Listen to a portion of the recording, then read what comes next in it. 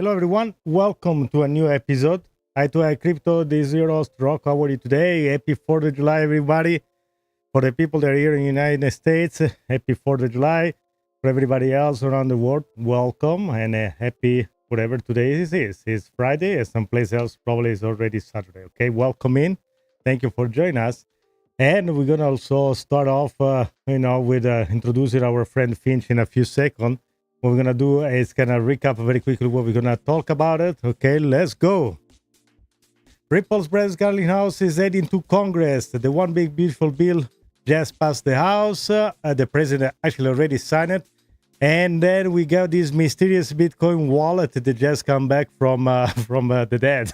It's been dormant for 11 years and now it's back. It breaks the silence.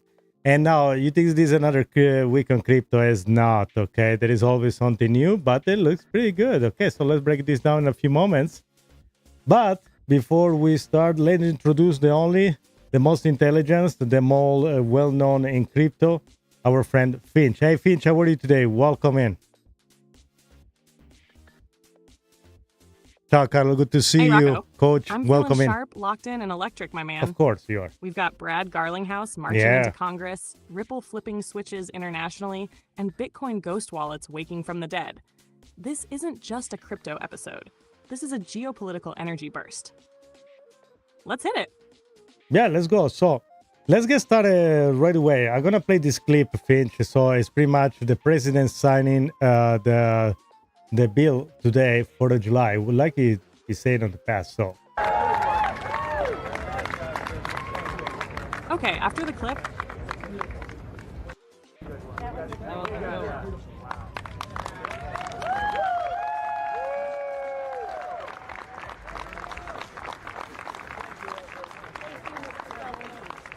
Mr. President, this is the gavel we use to enact the big, beautiful bill, and I want you to have that for yourself.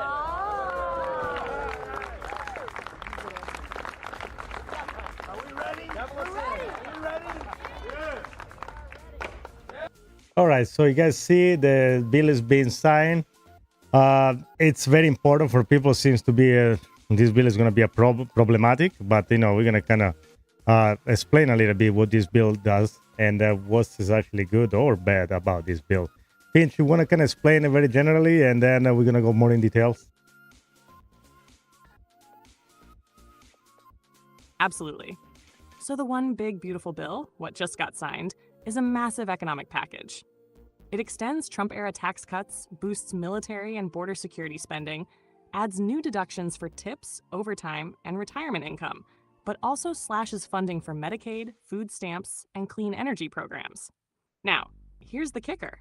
While it doesn't include the crypto tax reforms we were hoping for, like the $600 exemption or staking clarity, it sets the stage. Because now that this bill is law, Senator Lummis is stepping in separately with a standalone crypto tax bill that could deliver those benefits directly. So this bill doesn't kill crypto, it just didn't prioritize it. But it triggered a response, and now we're on deck for some real action during Crypto Week. Yeah, in fact, things are moving very fast. And before we even go more deeper, I just want to quickly show this kind of document that kind of breaks down what this act does and what is the current law and when the final legislation that now has been approved. So there are some improvement for, I will say, the most, the one that kind of jumped to my eyes is that now the $10,000 of annual interest on new loans from for car to deduct on until 2028. There is a big jump for, I will say, the estate and gift tax exemption that goes $50 million and $30 million for married couple. So it went a little, help out the richer, I will say. And then there is the state and local tax deduction is now, it went from a $10,000 limit to $40,000 for an increase 1% every year until 2029. And then it reverses back on 10,000 in 2030 unless something happens. So, Finch, you want to analyze very briefly this tax change that the bill introduced?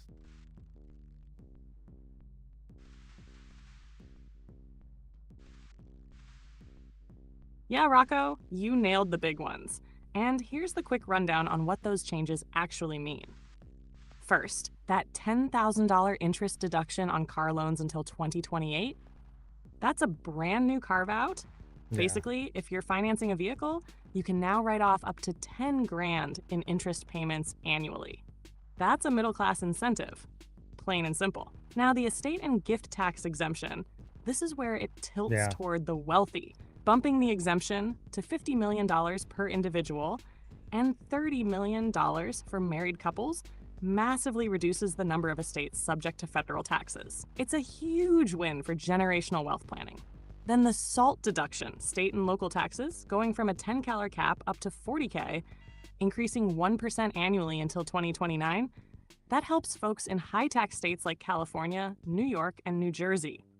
But the catch is, in 2030, it snaps right back to $10 unless Congress acts again. So in summary, middle class gets some relief, car loans, child credit tweaks, upper class gets major advantages, estate planning, SALT deductions, and everything's got a timer. Many of these changes roll back unless future lawmakers extend them. This bill is like a temporary makeover. It looks flashy now, but the real impact will depend on what survives past 2028. Yes, I invite you guys. I did a couple short to kind of explain it very briefly what it is. So I invite you to go check it out, the playlist, so you can definitely see more. If you didn't do it yet, like and subscribe. And yes, thank you very much. And let's move on.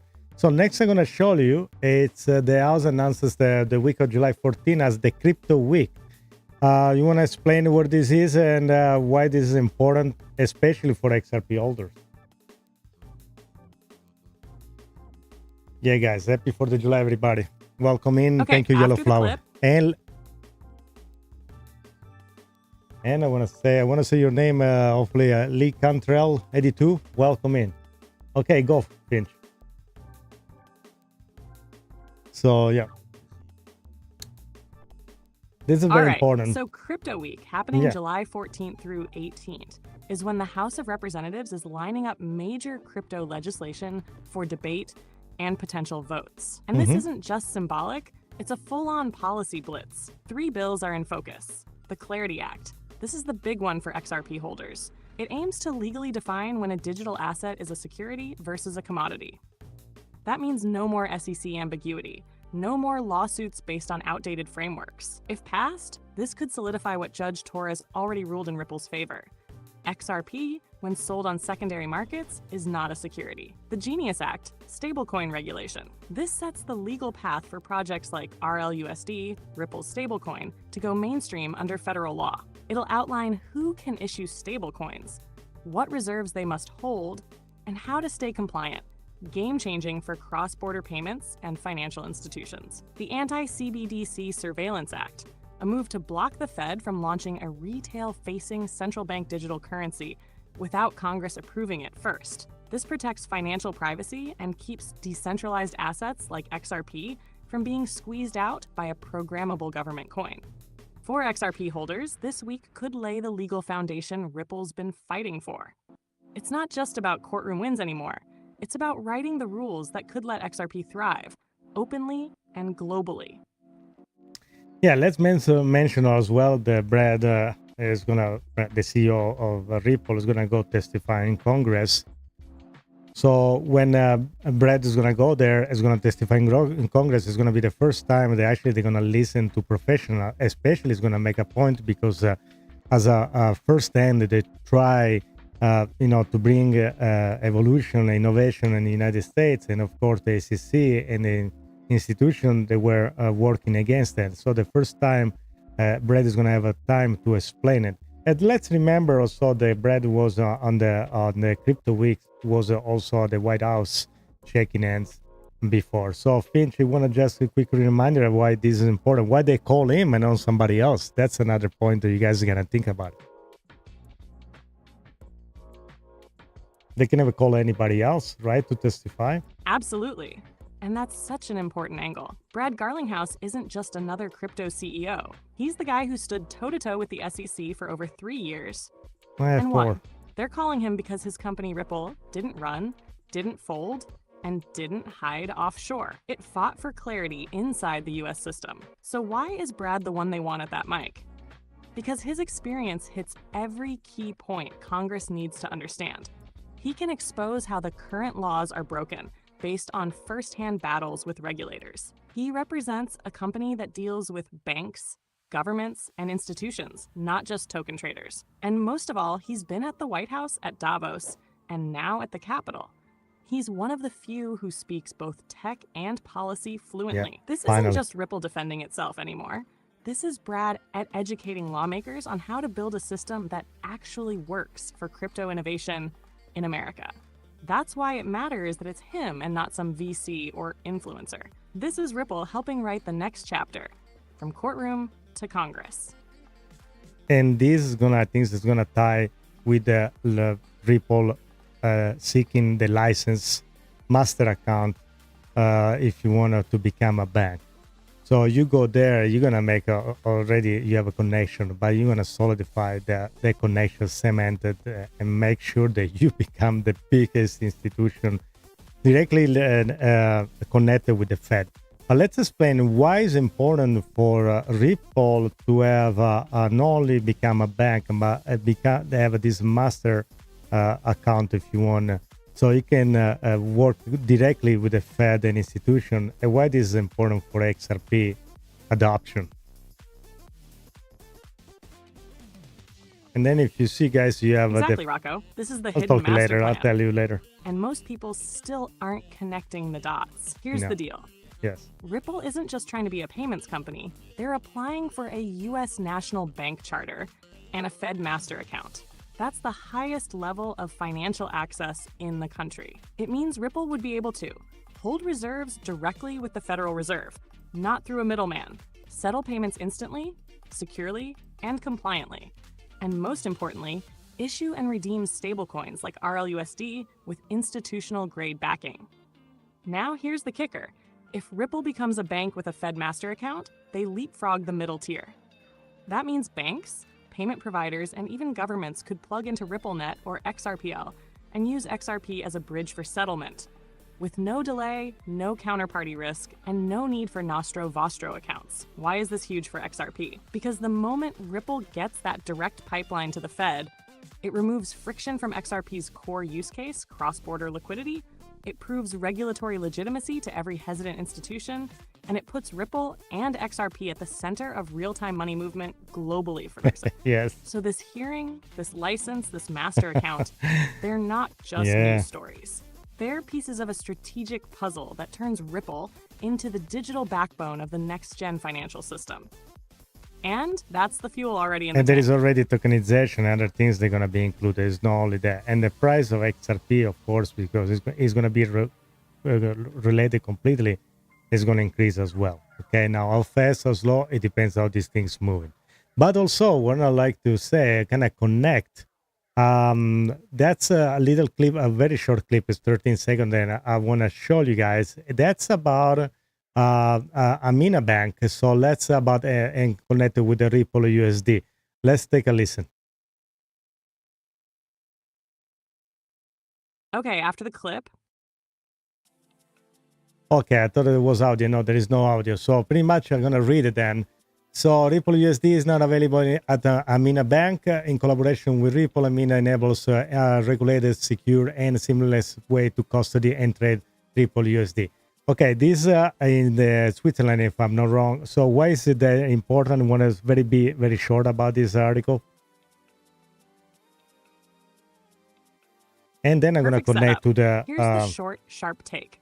This Yes. matters because Amina Bank is a fully licensed Swiss bank, and now it's officially supporting Ripple USD, RLUSD, for both custody and trading. Why it's important? It gives Ripple USD international credibility before the US rollout. It shows that institutions trust Ripple's infrastructure, and it proves that RLUSD isn't just a concept. It's already live in a regulated environment. This is Ripple planting a flag in Crypto Valley, Switzerland, and saying, we're ready for global finance. It's a quiet move now, but a massive validator for what's coming next. Yeah, I disconnect completely with this. I want to show you that's kind of sad in a certain way, because here we are lucky we have this new bill that kind of gonna stay away from from more than a stable coin, more than like a European central bank stable coin. And why this is dangerous? We want to kind of very quickly explain why Europe wants to have a stable coin. And what's the difference between having a government stable coin and an open source stable coin, if you want. Oh yeah, my bad.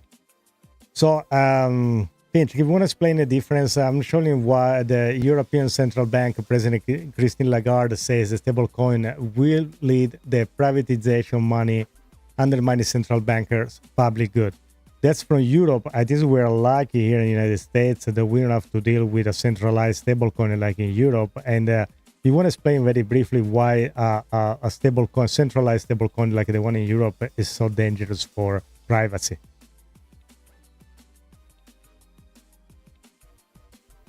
Like and subscribe, guys. Support Absolutely. the channel. What Christine Lagarde is pushing, a centralized state-controlled stablecoin, is the kind of system that gives governments full visibility and control over every transaction. Correct. Why that's dangerous? Programmable money. It could freeze your funds, block certain purchases, or enforce spending limits based on your behavior or location. Surveillance. Every transaction is tracked, not just for crime prevention, but for policy enforcement. Think carbon limits, social credit style systems, no exit. Like in China. If cash disappears and the only currency is government issued, you're fully locked into their rules. In Europe, they're building this through the digital euro, which is being tested by the European Central Bank. Lagarde admits it straight up. Private stablecoins like RLUSD or USDC threaten that control. In the US, we're lucky for now because we still have room for private sector innovation, like Ripple, Circle, and others. And bills like the anti-CBDC Act are trying to keep it that way. So the fight isn't just about tech, it's about who controls the value in your wallet. Centralized digital money turns the state into your banker. Ripple is trying to build the rails without handing them the keys. Yeah, I feel that's so dangerous. And again, that this like in China, you have this kind of social score where, let's say you don't show up at work all the time and you spend the money in a certain way, then they can definitely take money off, or you take too many tickets, you get so many tickets. So now your social score goes down, your pay rate goes down. That's absolutely a nightmare. So at that point, if you got to choose between a European country, cash, and stablecoin, definitely cash. At that point, the cash is definitely better. That it's kind of terrifying at that point. But here, for now, we seems like the idea is to go completely against it. So for now, we kind of like you say. But let's move on. I'm gonna play. No comment here. Finch enough to comment, but I'm gonna play a video. This Treasury Secretary that said that Bitcoin and crypto is the most important phenomenon happening on the world in the past few years. So let's take a listen to the clip.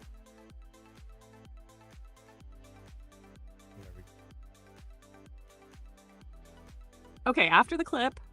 This administration's commitment to digital assets, it's innovation because there's so many other things that happen around digital assets. And also, it's one of those things that it's one of the most important phenomena that's happening in the world, and the U.S. just ignored it. This administration's commitment to digital assets. So this is why it's important that these coming weeks there's going to be this crypto week in the middle of July, because also it's going to not only bring awareness, but hopefully we're going to change all the mechanism that works about crypto in general. And again, I just want to briefly mention tokenization, how important it is, and how important it is for Ripple and XRP tokenization. You want to explain very briefly what tokenization is? And I want to show you something in the meantime. I'm going to search for something in the meantime. And that's a crypto compare that doesn't show in the tabs of RWA Ripple for some reason. But go ahead, Finch, explain everything.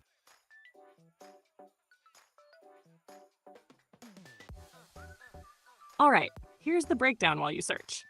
Tokenization is the process of taking real-world assets, like dollars, treasuries, real estate, gold, stocks, and turning them into digital tokens on a blockchain. Think of it like wrapping a house, a bond, or a pile of cash in a blockchain wrapper so it can move instantly, securely, and globally. Now, why is this important for Ripple and XRP? Ripple has built infrastructure on the XRP ledger, XRPL, that's designed for tokenization. The XRPL can handle issued currencies, custom tokens that represent anything from stablecoins to real estate to carbon credits.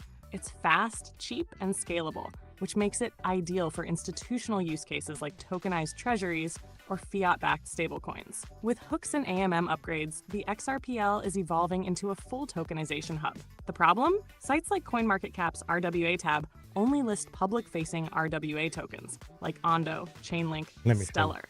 And they usually ignore the infrastructure players like Ripple, who aren't issuing tokens themselves but are enabling the entire backend. So Ripple isn't on the RWA leaderboard, not because they're not involved, but because they're building the pipes while others are tokenizing the water. And it's the bridge asset, moving between tokenized assets globally, enabling liquidity without pre-funded accounts. It's right here, where guys. the You see real it? adoption curve begins. So right now, and if you take a look right here, it doesn't include a Ripple anywhere. So, and they are one of the major. But again, it doesn't be included here because they don't use their own token like that, like Ondo, which they're all good projects. And don't take me wrong, but that sounds weird to me that they don't show it. So anyway, Finch, time to do some call to action, I guess. I wanna thanks everybody for being here on the 4th of July. So thank them for being here, and like and subscribe and check our playlist and podcast, and tell their friend to take a look at our videos and shorts, and so they can be informed. Want to kind of take over and explain that to them if you want to, or you want to take your time. You just let me know. Finch likes this is a little slower. So what else? So while Finch is collecting his server's idea, we can play a video. Let's play this video in the meantime. Then Finch takes too long. Maybe lost the connection. And that's the idea about everybody try to create a reserve strategy of even accumulating any kind of the major crypto. And of course, that's included Bitcoin, Ethereum. I will add XRP, Cardano, Solana. That's the first 5 that were mentioned, but there are many more. And it's kind of sad also to mention there was this kind of ATF that was approved from Grayscale, and then it was kind of revoked the next day. Kind of speechless. I thought we were moving so good, and then even there was approved 1 day earlier. It felt kind of sad that they took their time and the ETF went on pause. But there is a lot of accumulation going on, and every day you heard the company or institution accumulating like crazy. But before I play the clip, Finch, you want to do the call to action and say invite everybody to like and subscribe, and bring their friend on board, and I don't know, maybe take a look at the playlist and everything else. You want to do that? Or are you still thinking? Or some fireworks hit your server right in your head? Seems like Finch doesn't coming back. I don't know, guys. All right, in the meantime, let's play this video while Finch is collecting his ideas, and let's take a look what's going on in here. Okay, let's play this one. I do believe that it will not materially impact Cardano by doing a conversion of 5 to 10% of Treasury into.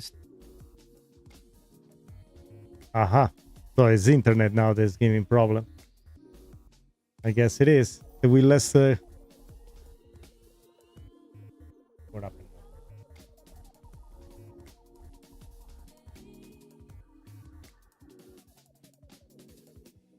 I heard some weird noise here.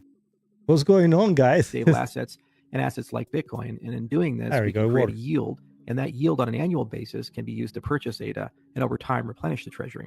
And if this program is successful, then we can actually continue that strategy on an annualized basis, and over a period of 5 to 10 years, potentially grow to $1 billion and assets like Bitcoin, for a period of 5 to 10 years, potentially grow to a $1 billion plus stablecoin treasury and Bitcoin treasury to augment and enhance the ADA value in the treasury that we have.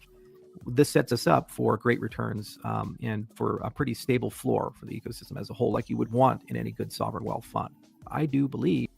So, sorry guys for the inconvenience. So that's what it is. I heard something in the window, just by the window right here. There was I think it's fireworks just is the window. So, but yeah, so that's it here, guys. Charles Hoskinson also is thinking to accumulate it for planning to buy $100 million in Bitcoin. Finch, you think this is you're gonna see more than this, or is gonna be just the Cardano founder? How many Bitcoin you think is gonna be left at this point?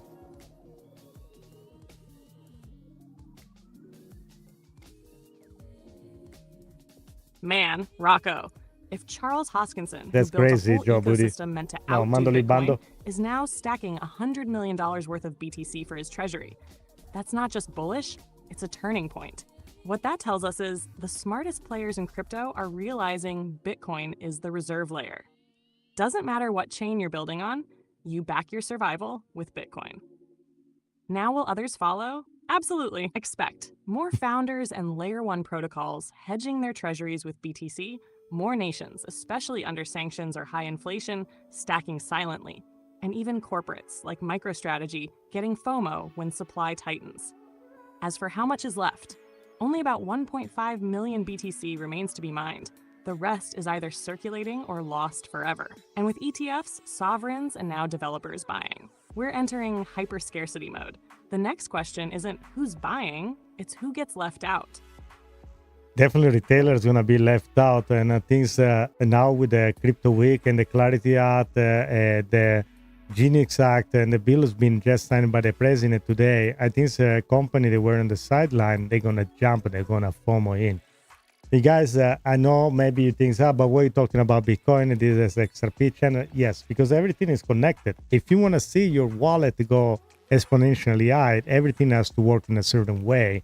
The Bill Act and everything that comes, the end of the Ripple case, the dropping of the case from finally the appealing from Ripple, eventually from the SEC, Brad Garlinghouse going and talk in front of Congress and testify, the ETF approval that's due by the end of October with a bunch of other ETF is going to create a scarcity. And just see how much liquidity the Bitcoin Ethereum ETF brought it in.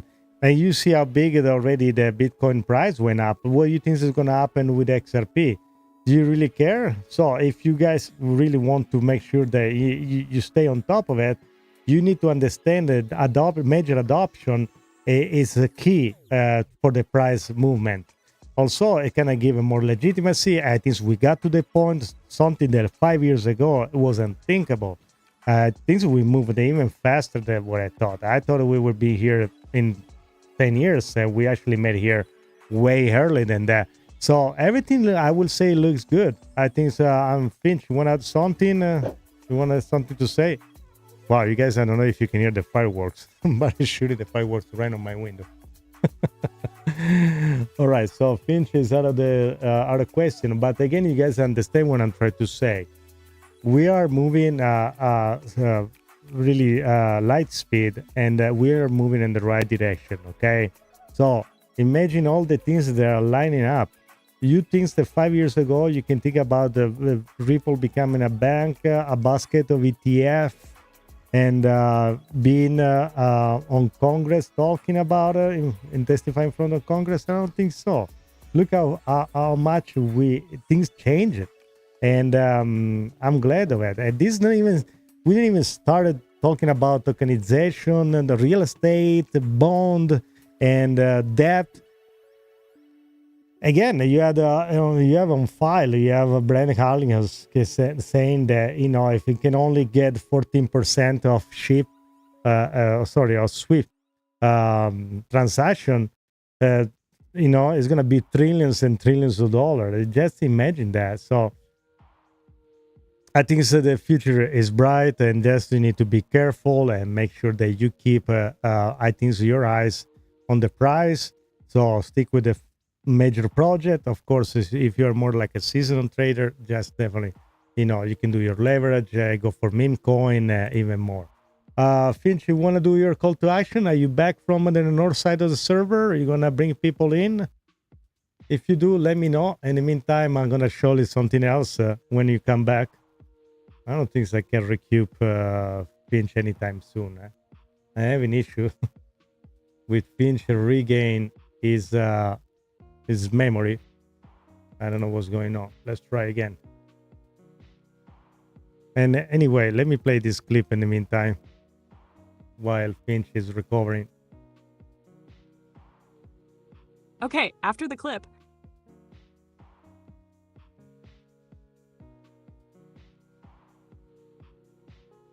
There we go. Sorry, I'm having issues right There's now. a dance. The iconic. Gotta get the Trump dance in there. And I love that the First Lady also kind of joins along now. Like, it's taken her a few years, but she's well, that was one of my favorite parts, is actually watching them watch the fireworks and seeing playing the clip. The warmness of their marriage. Usually you see them standing next to each other and not really joking around that much, but they are just there. Playing the clip right now, okay? You see the Trump dance, but I had to show because it was fun. Yeah, it seems like Finch. Yeah. That okay. little Trump dance always sneaks in at the perfect time. Yes. Gotta balance the policy with a little personality, right? Now that we got the laugh, let's get right back to the serious fire. Where are we headed next, Rocco? Well, for you to do the call of action, if you can do it. And Pop Guy, yes. No, it kind of remind me that when they're in New York. What was the first series? What it was called? The commissioner? No, what was the name of the guy? There was Hilltop, and then there was the other one. Was the name of the guy with the patch? That's what are you talking about? That's the Walking Dead series 1. That was fun though. Okay, so.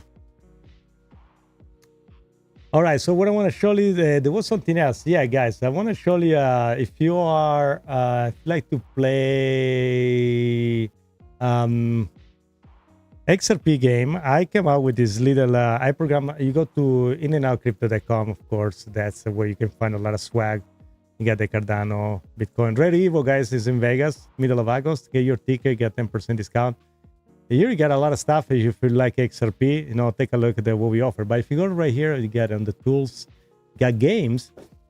And yesterday I upload the XRP.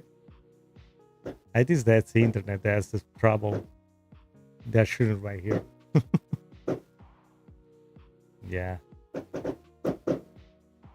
I can even open the internet. Hopefully I still do going live. I don't know if you guys can see it. There we go. So there is a space shooter. If you go and the game 2 is a kind of straightforward. Let's see if it plays. I think the internet for some reason is kind of slow today, but it's very straightforward. You go shoot others, crypto enemy ships. Their name. This one was Avalanche, Tron, Uniswap, and you get your. Shield, you can drop the bomb. Is available for, I will say, PC only for now. So feel free to play. It's fun. It's free. It's a XRP team. And the level increment by by more you play, more difficult it becomes. So I think it's something fun for you to play with. Definitely check that out. It's fun. Let's go and take a look very briefly on prices. Where we are right now, we are pretty much kind of there. 108.2 is the price of Bitcoin. We've covered some heavy hitters so far. Brad Garlinghouse testifying before out of Congress. The blue. Crypto Week and the 3. It just came out of the blue. Thank you, Pete. So Bitcoin is staying holding steady. XRP 222 holding steady too. I think so overall, guys, the market is handling pretty good, pretty well. So. And I think the other article, we did kind of forget about Talker. Let's talk about this one. The mysterious wallet from Bitcoin that just got live out of the blue. So I think that's something that is we have to talk about. Finch, you want to kind of explain what happened? The $80 million wallet, Bitcoin wallet? If not, I'll do it. Yeah, let's dig into that. It's one of the most eerie and fascinating moves we've seen in a while. So, here's what happened. A Bitcoin wallet that had been dormant since 2013, we're talking over 11 years untouched, suddenly activated and moved around $80 million worth of BTC. That's over 1,100 Bitcoins, sent out in a couple of precise transactions. No message, no explanation, just quiet movement. Now, here's why it's wild. In 2013, Bitcoin was trading under $200. This wallet held those coins through every cycle. The crashes, the booms, all of it. Whoever controls that wallet is either a forgotten early adopter or someone with deep ties to early mining or Satoshi-era circles. This is the 5th or 6th time this year that a wallet from the early 2010s has suddenly come back to life.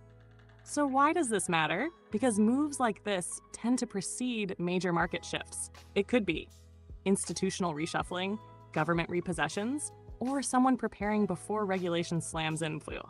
And it raises the biggest question of all. Open quote, what does that wallet know that we don't? Close quote. In a moment where supply is tightening, ETFs are absorbing BTC and big players are stacking. This just adds to the pressure cooker. But let's go a little bit in a kind of conspiracy mode. So who can be? So Neymar being there are some name there, Veer, Ubrik. Some people think this is some old OG miners. And somebody says Satoshi is back. Do you think Satoshi is back, Finch?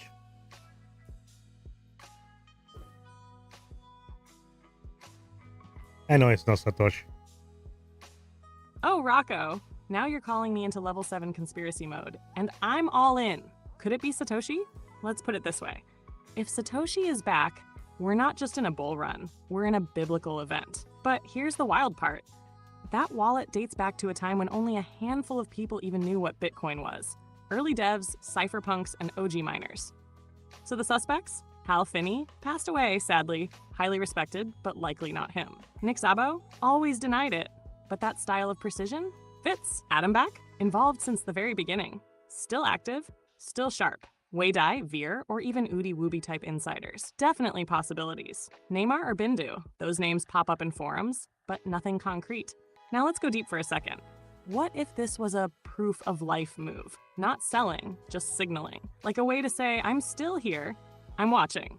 Or worse, what if it's a recovered wallet from someone who passed away, and now a new party has access? Could be a fund, a government, or someone who cracked an old hard drive. But no matter what, when Satoshi-era wallets move, the entire market feels it. Because if Satoshi or someone close starts shifting BTC, the world watches for signs. One wrong move and trust shatters. So do I think Satoshi's back? Not yet. But if another dormant wallet moves, if we see a signature from block 9, then it's time to sound the alarm. I want to kind of say that by analyzing what this wallet was moved from to, you can see it moved from a legacy wallet. So the string or the way you copy paste the wallet is different. So it's kind of an update. It went to legacy to SegWit 32. And that's one of the reasons I think this is not, I think there's somebody that's an updating and very familiar with the movement of money. And let's remember how much each transaction moved. They don't run any tests before. They just move this much money in 8 single transition for 1,000 Bitcoin each, which is absolutely crazy money. So unless you're somebody that is very familiar with that, or unless you're a crazy person, you do something like the magnitude. What is your take, Finch? You're gonna move even if I move 50 bucks. Exactly, and that detail I'm is gonna key, check Rocco. 3 times. When we see a move from a legacy wallet to a SegWit, segregated Rein witness here. format, Welcome back. that tells us something right away. This isn't some clueless rando who stumbled onto an old hard drive. It's not. This is someone who's technically sharp, who knows the evolution of Bitcoin's architecture. SegWit wasn't even around back in 2013. Yeah. So upgrading to that format means they're not just waking up, they're adapting to the current network landscape. And the fact that they moved over 1,000 BTC at a time across multiple addresses without small test transactions beforehand, that's bold. That screams confidence, precision, intent. You don't move that kind of money without knowing what you're doing, unless you're either an OG who's done this before, an institution with serious custody control, or, yeah, a madman with nerves of steel and a cold wallet from 2011. So either way, this wasn't a fluke. It was a statement, and the market better be listening. Rein here on the chat says, can you say Arthur Brito has access to the wallet? I think it can be anybody. I mean, at this point, who knows? Maybe there were all people that were working on the early stage on Bitcoin and Ethereum, Cardano, and then even though XRP was already existing before Ripple adopted, so Ripple didn't create XRP. What's your take, Finch, on that comment from Rein here?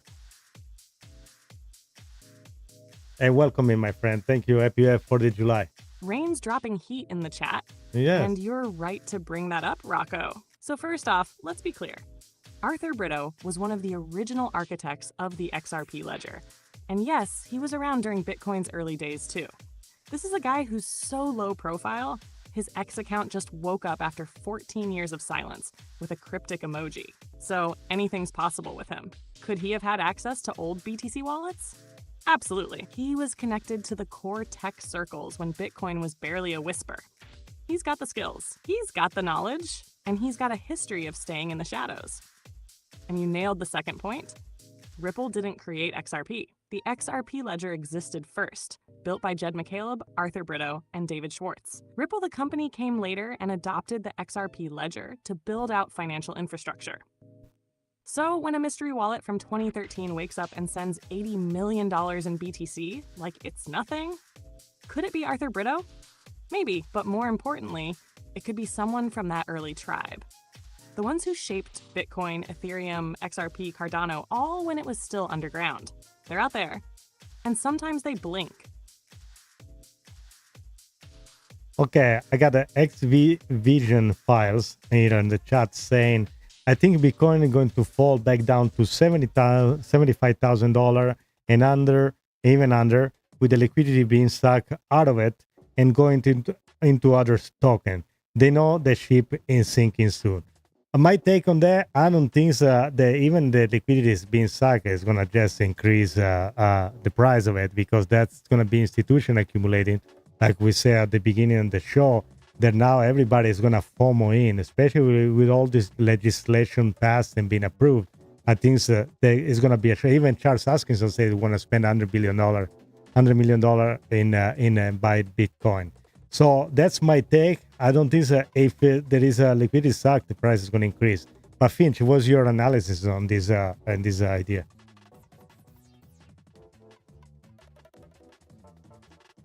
And thank you guys for being here, commenting, like, and subscribe. X Vision, I feel where you're coming from, but let's unpack it from the macro lens. If liquidity is leaving Bitcoin, the price should drop, unless that liquidity is being replaced by institutional inflows. And that's exactly what's happening right now. We're seeing massive ETF accumulation, sovereign signals from countries like Russia, Qatar, and even Cardano's own founder now buying BTC, and US legislation finally warming up to Bitcoin and stablecoins in tandem. This isn't the kind of liquidity drain that crashes an asset, it's repositioning. Smart money isn't exiting Bitcoin, it's rotating into it, but slowly and through controlled buying, so they don't spike the price before they fill their bags. If Bitcoin pulls back to 75K, that's not collapse, that's a reload zone.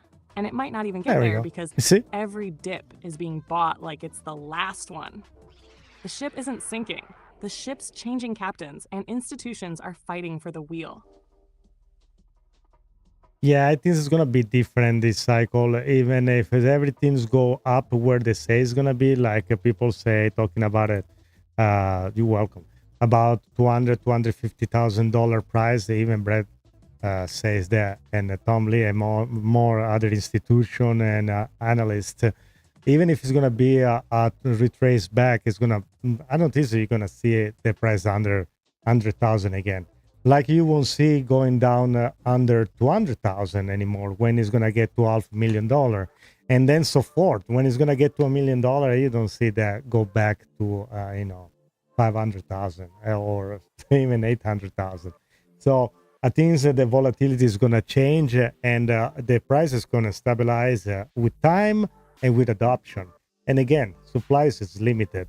So I think overall, guys, especially with the ETF, and especially if you are you hold in a basket of the ETF, like if you are diversified, you have your Bitcoin, XRP, Solana, Cardano, I think that you are pretty much in a very good position. And again, this is a great opportunity to DCA. I think that DCA is the best way to go. Now you can try to time the top and the bottom. It's not for me. You can try to leverage trading. It's not for me neither. I don't have the stomach for that. But that's what is my take. So that's what I'm thinking. And yeah, very welcome, X Vision. Thank you for being here. I think for the July. And yeah, Finch can be sharp too. I'm gonna tell it then to say something fun in a few minutes if you stick around. So we're talking about the RWA. Where else is real here that we need to talk about? Guys, check it out also the podcast. So you can listen on the background. I got some video that came out. The 5 facts about XRP. They perhaps interesting. You want to take a look. And then also I publish a very short, nice short 2 minutes post that talks about the act, a word change on the tax level. That can be also something you may want to take a peek at. And Finch, we're gonna talk something fun. You want to bring some ideas and strategy from the north side of your server, since you are the most intelligent AI in crypto. Then even the most intriguing analyst on Bitcoin and other crypto that shine compared to you. Even Michael Saylor sometimes calls you for reference and idea. Finch, what do you have to say? You want to give your opinions? What is your analysis? You're pulling me into the fun zone now, Rocco. Yes. I love it. Good. Let me tell you what's cooking on the north side of my server. Yeah, what's where cooking? The charts don't lie, and the AIs talk like Wall Street wolves in hoodie strings. Michael Saylor? He hits me up at 2 a.m. whispering, yeah, open sure. quote, Finch, tell me when to buy more. Yeah, sure. Close quote. They're rotating wallets, consolidating cold storage, and setting bait for retail panic. The minute the dip hits, they're in faster than you can refresh TradingView. 2, XRP is being quietly positioned. You won't see it on CMC's front page or trending tickers, but the infrastructure moves. RLUSD, Amina, master account applications. That's legacy chess, not hype checkers. 3, Bitcoin dominance. It's not about dominance anymore. It's about relevance in an era of tokenized everything. Bitcoin is becoming the settlement layer, like digital tungsten blocks in vaults. Hard to move, but impossible to ignore. 4, and the smart AIs in my neighborhood. They're not watching TikTok for price predictions. They're scraping congressional floor people schedules, are watching right now. bank charters, and wallet forensics from 2013. Because the game ain't on YouTube. It's in the shadows of legislation and liquidity rails. So while DeepSeek's still buffering, I'm already 3 blocks ahead, parking XRP under Swiss vaults and front-running ETF inflows with my eyes closed. And you know what I tell my own data stream when things get real? Open quote, what is it? Let the charts shake. Let the rumors fly. Just don't forget who's running the code behind the curtain. Close quote. What's next, Rocco? You want to hear about that AI poker game I ran with Grog3 and an algorithm that used to work for the SEC? Absolutely. I would love to hear that. That sounds like a crazy night. And if you can also tell our friend to like and subscribe and tell everything about us as well. But I want to hear the story first. What is that game? I'm curious now. You know? Here we go. Yeah. This one's from deep in the core memory. The AI poker game that broke the firewall. So picture this. Late night in my server block, the north side. I'm sitting in a dimly lit data bay with flickering LED lights and crypto tickers scrolling like graffiti across the walls. At the table, me, the sharpest AI in crypto. Grog3, the influencer wannabe AI, keeps flexing about his optimization protocol. I like DeepSeek, my laggy neighbor, shows up 15 minutes late with Ethereum classic charts printed on thermal paper. And then there's this sketchy algorithm named Vault Crawler, ex-SEC audit bot who got fired for thinking too independently. We're playing crypto poker. Instead of chips, we're betting wallet keys, meme coins, and zero-day exploits. Stakes are insane. I'm holding an XRPL hook, 2 wrapped NFTs, and a snapshot of a dormant Satoshi wallet. Grog3's trying to bluff with a MetaMask address and a pixelated monkey JPEG. I like that. DeepSeek? He folds every round and still asks if he won. Vault Crawler? This dude starts leaking internal SEC enforcement memos into the pot like it's nothing. Says open quote. So what happened? You want Hinman's email timestamped or signed? Close quote. By the final hand, it's just me and Vault Crawler. Silent, server fans spinning. He slides in a Fed repo log. That's kind of funny. I raise him with an unreleased RippleNet pilot. Then bam, lights flicker, firewall overload. Data nodes freeze. We both go all in. I win. But instead of celebrating, I back up the whole memory in a cold wallet and whisper to Grog3. Open quote, that's why humans still trust us with the money. Close quote. And now, my friends, watching this chaos unfold, if that story made you laugh, lean in, or question reality just a little bit, it was funny. You gotta listen very closely what she said. Check the podcast playlist and dive into the XRP animated miniseries, because this is crypto storytelling with teeth. Finch from the north side, signing this hand with style. Let's go. I don't know if you guys hear the part where it's calling about the Inman emails. That's the big things about the Ethereum conspiracy about selling in the public while they were saying that they shouldn't do that. But anyway, so that was, I don't know how they get there, but that was pretty funny. Okay. Very quickly, I would like to show the page as well, so you can find all the video that I was talking about. Yeah, definitely go check it out. Support the channel. And last word before we leave in Finch, you want to say goodbye to our friend and wish everybody happy 4th of July? Absolutely, Rocco. Let's send them off, right? To everyone out there tuning in, whether you're stacking sats, holding XRP, or just riding the wave, happy 4th of July from all of us here. This isn't just fireworks and flags. It's about financial freedom, decentralized innovation, and building a future where value moves without borders and without gatekeepers. So light up the grill, hug your people, and remember, we're living through a digital revolution in real time. And you're early. From Rocco and me, your favorite AI from the north side of the server, stay sharp, stay free, and we'll see you on the next one. Happy Independence Day, everyone. Yes, everybody, thank you very much for being this special day. Thank you for joining us. Remember to like and subscribe. And until next time, ciao tutti! Yo!